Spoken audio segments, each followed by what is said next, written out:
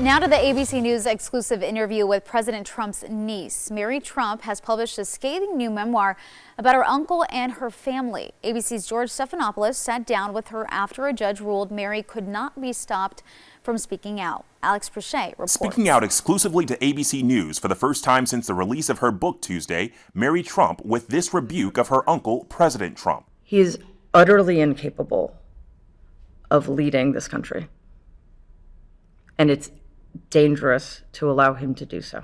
Mary Trump is the daughter of the president's older brother, Fred Trump Jr. She's also a clinical psychologist who says she used family conversations, journals, and her own memory to write the much-anticipated memoir, Too Much and Never Enough, How My Family Created the World's Most Dangerous Man. It's full of embarrassing anecdotes about the commander-in-chief, while sometimes offering very little proof to back up those claims. You write that when the president was trying to transfer from Fordham to Penn, he had someone else, a man named Joe Shapiro, take his SATs? Yes.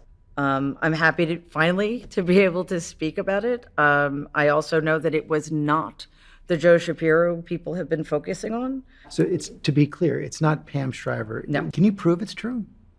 Can I prove? No, because I'm counting on people I trust who told me this story. Mary Trump admits she's had a strained relationship with the president and other family members over the years, particularly after she and her brother sued the family over her grandfather's will, saying it unfairly reduced their inheritance following the death of their father. She's called her family malignantly dysfunctional, pinning the blame of that dysfunction on the patriarch Fred Trump Sr., her grandfather.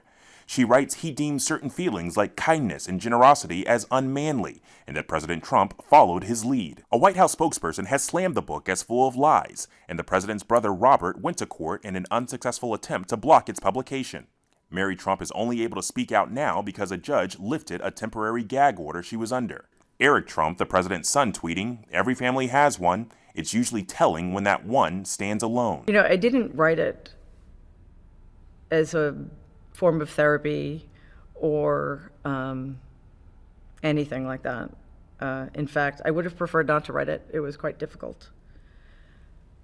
And I sometimes feel I would have been better off not knowing some of the things I now know. Mary Trump was asked if this was about getting back at the president. She says if she wanted money or revenge, she would have done this 10 years ago when it was infinitely safer.